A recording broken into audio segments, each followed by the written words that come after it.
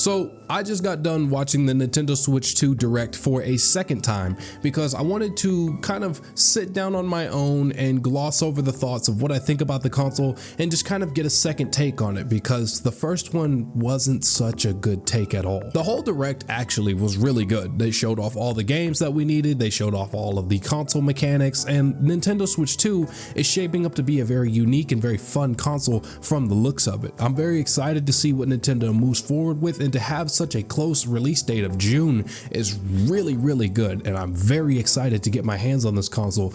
I knew from day one that I was going to buy it, and the improvements to the FPS, the performance, the paying attention, and using this new hardware to push limits is absolutely amazing. Now, we're going to talk about the big elephant in the room, and this is what everyone's been talking about, and it's the pricing surrounding Nintendo Switch. But it's not even just the pricing of the console that's bad, it's the way Nintendo kind of described it in this Direct.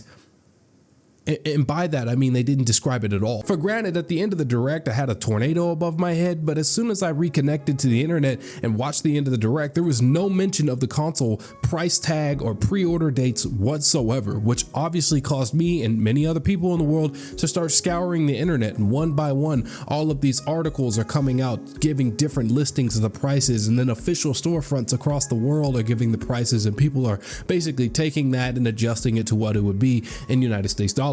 And this doesn't spark something that spells confidence for Nintendo, because it's not like we haven't seen it before. Nintendo Switch 1, they gave us the pre-order dates, they told us the region locking, they gave us the price tags, they gave us everything, and it seems like they just didn't want to give any of that at all, which makes me think that Nintendo is very nervous about the state of the economy, especially within the US, and they have more than enough reason to worry.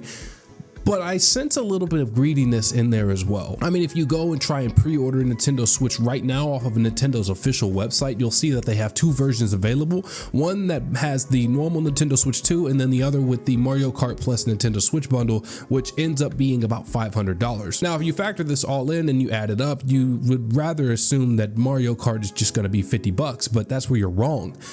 Nintendo made this game an $80 game. And I'm just concerned because here we are, we just got done dealing with having $70 games, and now the markup is $80, and it's starting to become a little cumbersome and confusing for a lot of consumers. And Nintendo Switch, while it didn't look like it was going to be an expensive buy, looks like it's gonna be one actually. Tie that in with the way they're doing pre-orders, they're really locking down on scalpers, which is an effort that I can support, but it all just kind of felt rigid and there was no formulation to it. We'll receive more information from retailers. They'll do their pre-orders on the 8th and the 9th. 8th is gonna happen in the UK, 9th should be in the US and Canadian storefronts, so if you want to get one from Target or Walmart per se, you can do that, but I would load up the Nintendo pre-order as well to see if you get queued in for that. It basically ensures that you've had an online account that you've actively been using and has been active for about 2 years. I think Nintendo Switch 2 is going to do good.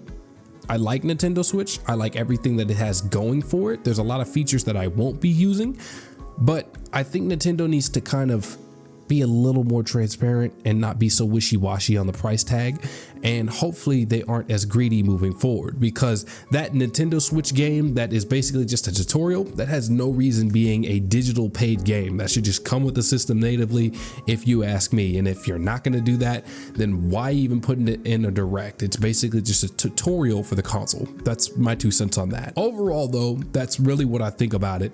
We'll see more on buying it, so I'll get it unboxed and I'll play with it and I'll learn about it on June.